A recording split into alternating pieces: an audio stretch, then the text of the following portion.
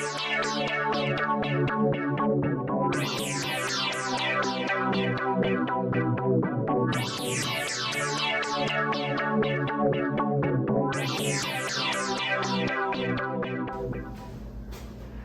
right, welcome back, Fluid Mechanics. Today we're going to be going over Homework 1, Part B. I've written the questions on the board behind me, and we'll be going through these step by step, starting with question 1. So it says, by integrating pressure forces on a cylindrical container, derive an expression relating the minimum wall thickness necessary to the pressure, height, radius, and tensile strength of the wall material. All right, so most of our problems will start by drawing a picture. This is the easiest way to get started with any of these problems. And so this problem has us looking at a cylindrical tank. So let's go ahead and draw a cylinder here. All right. And we're interested in deriving an expression relating the minimum wall thickness necessary to the pressure, height, radius, and strength of the wall material. So we can assume that this cylinder has some thickness. We'll call that T. We'll say it has a height of H, a radius of R, and whatever material this cylinder is made out of, it has a tensile strength of, say, sigma. Okay, so the easiest way to go about this is we're going to assume that we're going to look down at the cross section of this cylinder, and when we look down on it, we have a circle. Okay, and the circle is experiencing pressure in all directions throughout the tank, so we can kind of draw little pressure forces that's all the way around this tank. They're everywhere. And constantly this pressure is trying to tear apart this tank. So we'll draw a diametrically cut cross section here, just like this. We're going to assume that tank's trying to be ripped in half like that. Okay, and that creates 2 points of weakness for us at each rim of the circle there. That's where the tank gets split. Okay, so what we're interested in is finding the force due to the total pressure against these 2 areas. Okay, and the way we can do that is we can sum up all the differential forces due to pressure along this half of the tank, and it would be equal on the other side of the tank as well. All right, so let's go ahead and do that. We have our forces here radially coming out from the center, because we know force from pressure is applied perpendicular to the surface once you define the surface, in this case, our cylinder wall. And we know that we're looking for the total force, and we'll call this direction X in our problem. So we're looking for the total force in the X direction, okay? Now, our total force is going to be equal to the sum of all of our forces on this half of the circle, okay? So to sum those up, we're going to use integration, and we're looking for the total number of differential forces in the X direction. Okay. Now, each of our little forces here, differential force units, have an X component that are trying to pull this away from the other half. And so we need to change our differential force in the X direction into a more standard way of thinking about this. So let's go ahead and change this. Now we're looking at the differential force units. Now notice it's not force in the X direction now, but it's force in general from pressure times the cosine of theta. The reason we're doing this is we have force against the side of the wall, the container, and we're interested in the X component of that force because it's prying away from the other half of the container. If we assume that there's some angle theta here in our differential force unit, this is dF, well, then this is dF cosine theta. Okay? So we're going to sum up all those forces, and we should get the total amount of force here. Now, what is force? So within our pressure scenario, we know that pressure is related to force by this equation, or force equals pressure times area. Okay, so we're interested now in summing up all the differential areas times pressure forces. Okay, so what is our differential area here? What is our pressure? Let's go ahead and start to rewrite this. We have the integral of now, I'll go ahead and wait for that. So let's start with our area. So this is our differential area unit that the force is being applied on. It has a width. Remember, this isn't a cylinder, so let's go ahead and draw it in 3 dimensions to visualize it better. So this little sliver of our cylinder on the sidewall of the cylinder would be like this. Okay, that's the area we're interested in. It has a width of arc length S, or you can call that ds because it's a differential unit, and then obviously height h. Okay, now it's just like a rectangle now, so the area of it is ds times h. Now ds, arc length, if you remember from pre-calculus course, is equal to r d theta. If you have on a circle or an arc like this, and then it's on radius, the length of that arc, s equals r theta. We're dealing with the differential units, so we're going to use ds equals r d theta. Okay, notice that. Okay, so the differential unit of area that we're interested in, dA, is equal to h times ds, and we just established that ds is equal to r d theta. So differential unit of area is equal to h times r times d theta. And then our differential unit of force is p times dA. We're using differential units of area, so really this is dA. Okay, so we can now rewrite this as pressure times our dA, h r d theta, times the cosine of theta, our original expression. All right, and really that's what we got for our equation here. All we have to do now is integrate it. So pressure remains constant throughout this integration, so we can take that out of the integral. The height of the cylinder remains constant, take that out. The radius of the cylinder remains constant. We're only interested now in integrating cosine of theta, d theta. And what bounds of integration are we going to use here? Obviously this isn't an indefinite integral, it's definite. And we're interested in going radially from negative pi over 2 to pi over 2 on our circle. Okay? We go negative pi over 2 to pi over 2. And that's what we're left with. So we get P, H, R. The integral of cosine of theta is sine of theta. And we're evaluating this on pi over 2, negative pi over 2 to pi over 2. Okay. Sine of pi over 2 is positive 1. Sine of negative pi over 2 is negative 1. So we get P, H, R. 1 minus negative 1. This equals P, H, R times 2. Okay. All right, so that describes our pressure within the cylinder. Now, how do we relate the wall thickness to this? Well, like I said, we're interested in these 2 points of conflict here where the tank could potentially blow apart. And those each have an area with which the tensile force is in the material is being resisted over. So let's look at one of those little areas here. Okay, so I'm going to draw a little cross section. We took our cross section right down the center.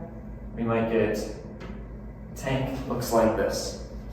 Okay, and we're interested in this area over which the force is being distributed. Okay, now again it has thickness T, okay, height H. Right? And we've got 2 of them. So the total area here is 2 times H times T. Now, how can we relate this back in? Well, we remember that the strength of a material is equal to force over area, just the same as pressure. Okay. And we get force over our area, like I said, is 2 pi, oh, not pi, excuse me, H T Okay, meaning the force due to pressure on this object is 2ht sigma. Now, these both equal the total force on this object, so we can set them equal to each other, and we get 2ht sigma equals PHR 2. Notice our 2's cancel out, our h's cancel out, and we're left with the expression T, thickness, is equal to PR over sigma. And this is the final result for question 1.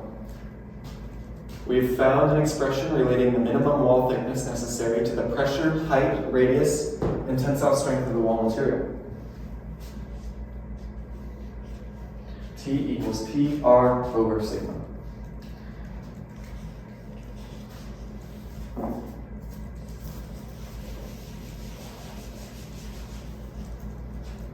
T equals PR over sigma.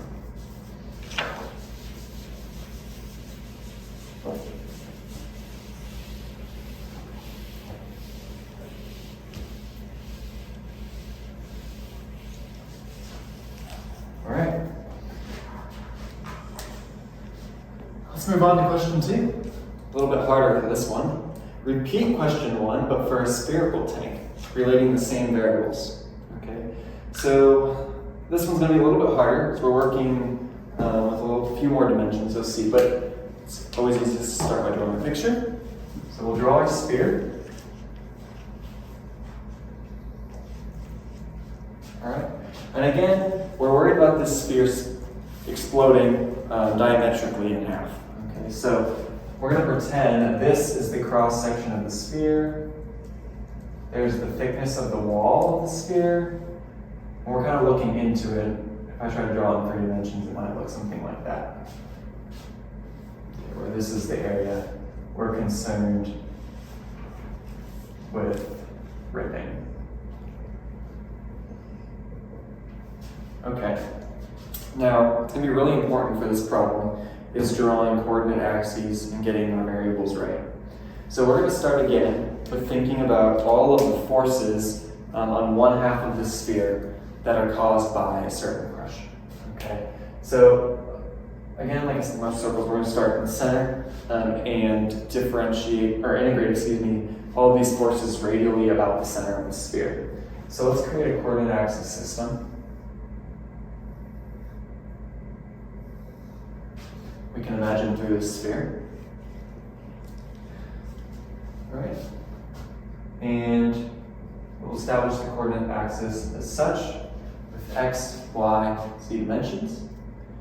And now let's assume, let's go ahead and draw a force on this imaginary sphere. So you can kind of imagine this sphere would be like completed in a big circle. We just cut it in half and we're looking inside.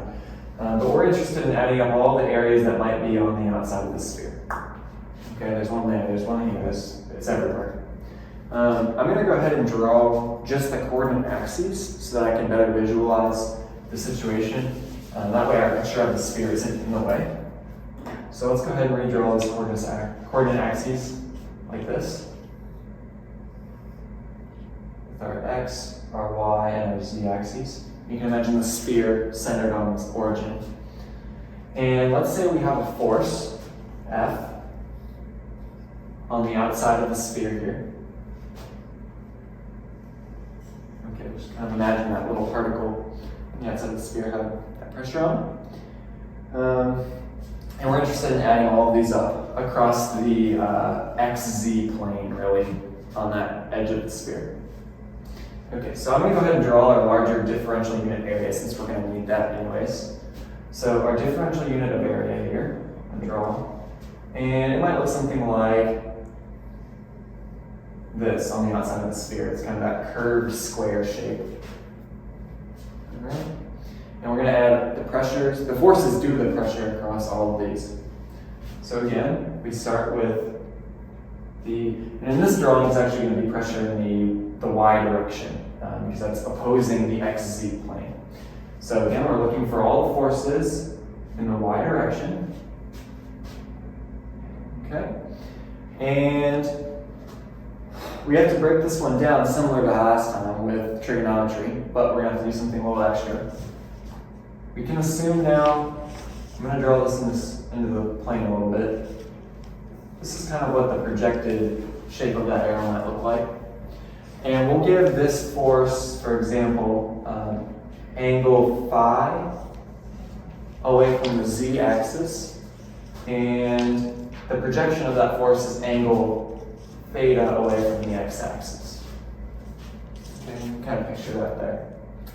So in the y direction, this force can be broken down into the force itself, this is F,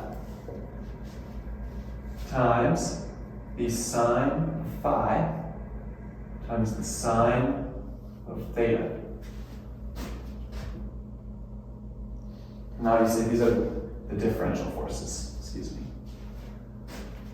Okay. Now, just like we did last time, what is our F? Well, we know F is related to pressure and area through pressure equals force over area. So force equals pressure times area. We're dealing with differential area units. So our differential force is equal to P dA. Now, this is about the only time in your life where PdA is good. Remember that, kids. All right. Now, we've got our differential unit of area here, and we need to change our equation here into P dA sine of phi sine of theta. All right. So what is dA? dA has the area arc length here times the arc length here. And I'll just call this ds in like the y direction and ds in the x direction. Just because that's about the closest. Actually, this would be z. Excuse me. Z for our purposes. All right. So, how do we find these arc lengths? Well, some trigonometry. Let's go ahead and do our z direction arc length first. So this ds in the z direction is going to be equal to r d theta. Okay, you can kind of imagine that direction there. Oh, excuse me, d phi.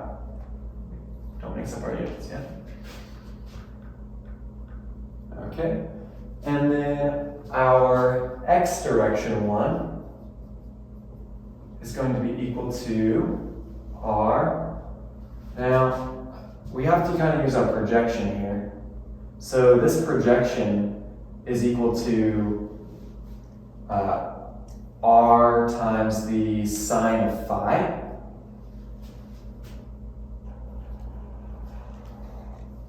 Okay, let's think about this, make sure we get it right. It's equal to the r sine of phi, and now we can use, yes, d theta. Okay, great. And now our differential unit of area are these two multiplied together. Okay, so we have r squared sine phi d theta. Now it's a mouthful, but should work out for us. Let's go ahead and plug this back in now for here. We get that our cumulative forces sum to pressure, we insert this for dA, r squared sine phi d theta sine phi sine theta. Okay, and all that's left is to integrate this now.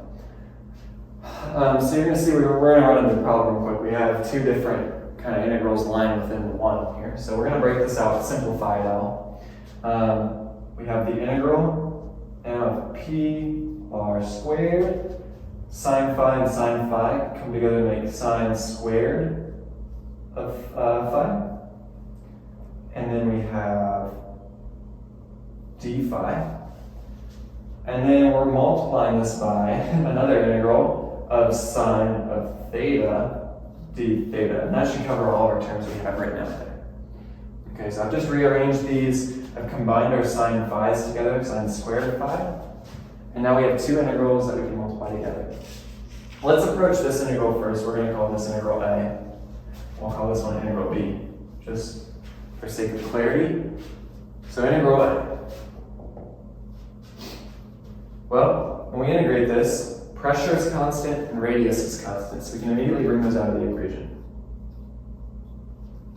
Okay, now we're left with the integral of sine squared phi d phi. Now sine squared is a pain in the butt to integrate, so we're going to go ahead and make use of a double angle identity. Okay, let's see if I can get this right here. So, if I remember correctly, we have cosine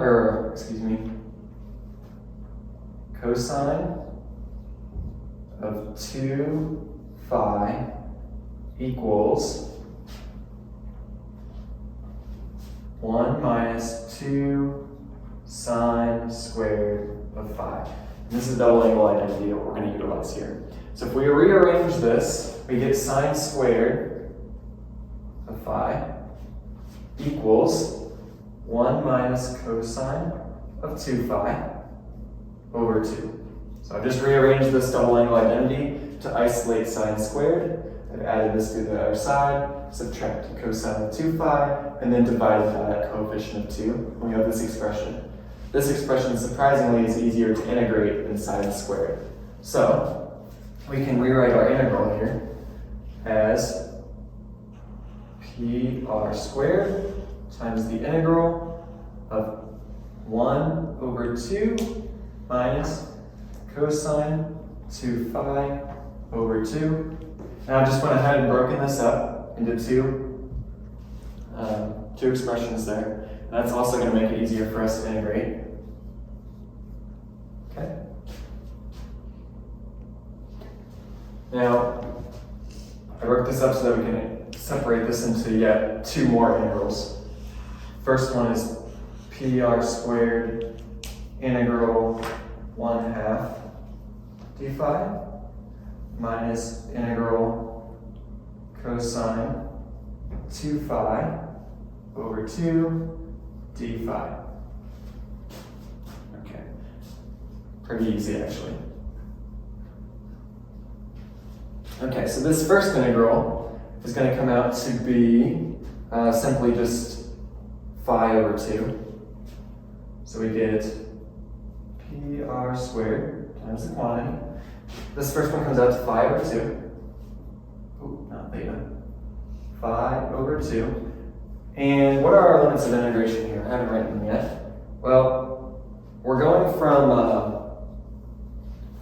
on our sphere, I got rid of our sphere here, but on our sphere, we're going from negative pi to, or excuse me, 0 to pi, right? We're going around half of the circle, 0 to pi. So this will be the limit of integration for all of our integrals here, in all dimensions, 0 to pi. So this integral becomes phi over 2, and we're evaluating this from 0 to pi. Okay, minus this one, we have to use a u substitution to solve. Okay, we're going to let, here, I'm going to draw this right down here. We're going to let u equal to phi, making du to d phi. Okay? That's going to make this u substitution easier. If we let du equal to d phi, we basically need to multiply the top and bottom of this equation by 2. A little cheat sheet. We're really multiplying this by 1, right? 2 over 2. But that's going to allow our integral expression to become the integral 0 to pi of cosine of u du over 4. Okay, and that's very easy to integrate. We know how to integrate that one. The solution to this integral is 1/4 sine of u, subbing u back in, sine of 2 phi, and this can be evaluated again from 0 to pi. All right. Just have to evaluate this now. This equals p times r squared pi over 2 minus 1/4 sine of 2 pi. Well, sine of 2 pi is 0. This whole term actually cancels out to 0. I have 2 pi, 0. I don't have to write that one. That one's easy for us. Okay, so that actually finishes off expression A here that we have. Let's move on to expression B, and remember we're multiplying expression B by what we have here. So I'm just going to erase this to give us some more room.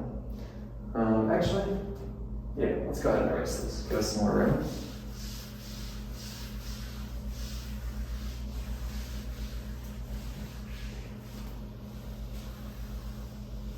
Okay.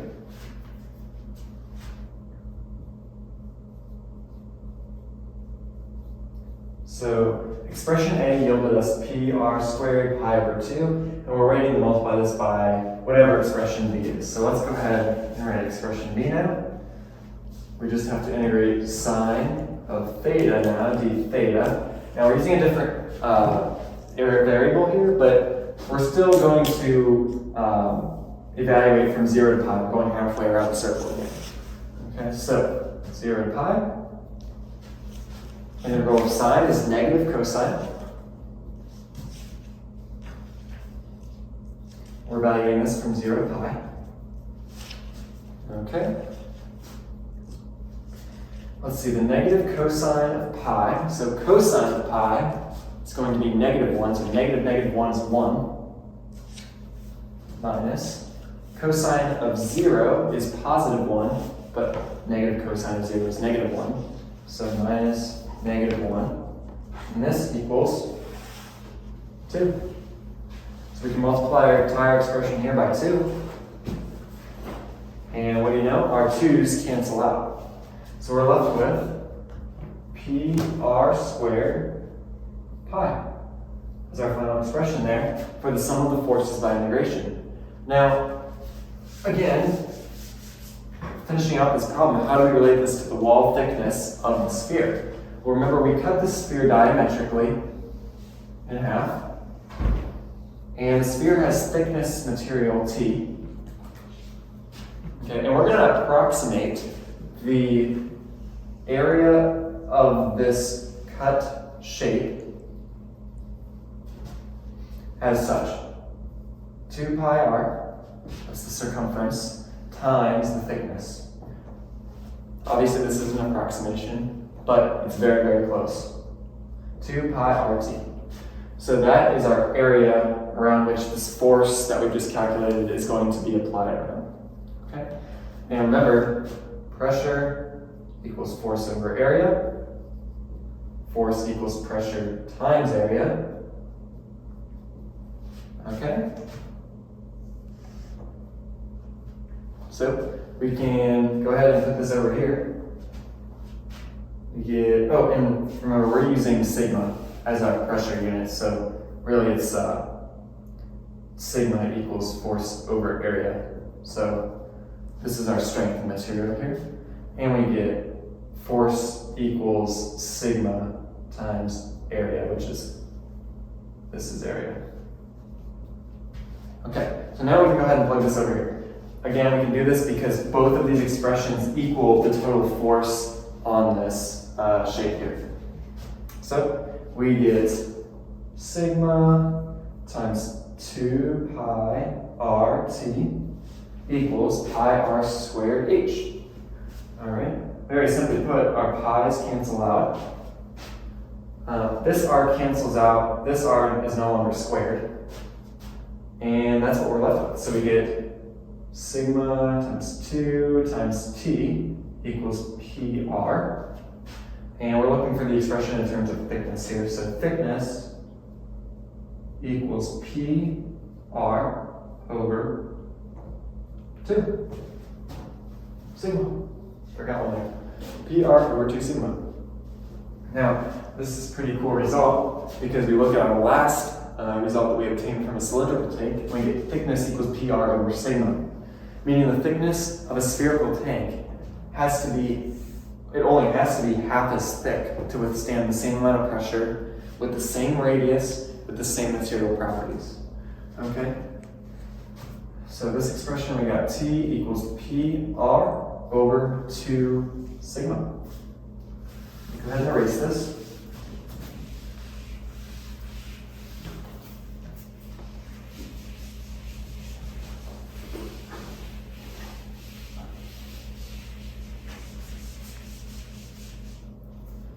Now, surprisingly enough, that was the dumb way of solving this.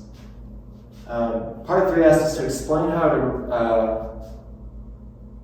the results in part 1 and 2 could be obtained differently. And these results could be obtained a lot more simply than what we just did. So, simply put, remember in our first problem we had a cylinder. And it was cut in half, kind of like this along this plane. And when we cut this in half, we get kind of a semi-circular shape, right?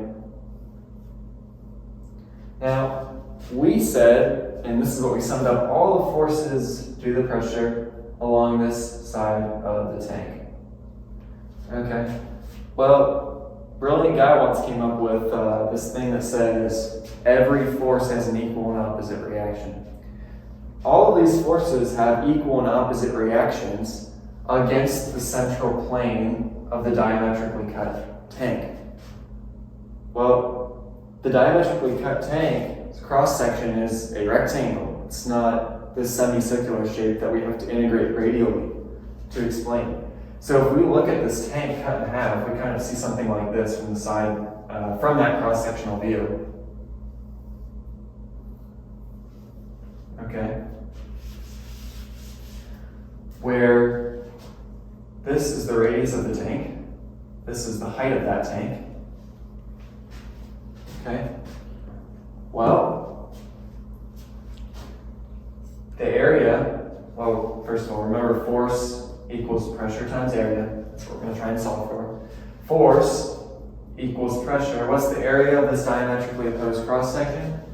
It's H times 2R. 2PHR. Force equals 2PHR. That's a little bit neater of an expression. And we set that equal to the same thing as we did before, which is the material strength times this concerned cross-section that we have. We have the material strength times the cross-section. Remember, the cross-section is 2 times the thickness times the height. Okay, height cancels out, 2 cancels out, and what do you know here? We get the thickness equals PR over sigma, which is the exact same result we obtained in part 1 after the full integration. So I've managed to solve part 1 in 2 lines, and it's a lot smarter. We can do the same for the sphere. Remember, the sphere was even more complicated. We did, 3 whiteboards worth of integration. Similarly, when we cut the sphere in half, the forces against the inner shell of the sphere respond with an equal and opposite force against the diametrically cut cross section, which is just a circle out of material with width of T, thickness of T, excuse me. Well, pressure times area against this is a lot simpler. Pressure times area is pi r squared. Okay? And we're going to set this equal to, remember what we approximated the area of our region of concern here. We approximated it as 2 pi RT times the material strength gives us the force applied on that cross section.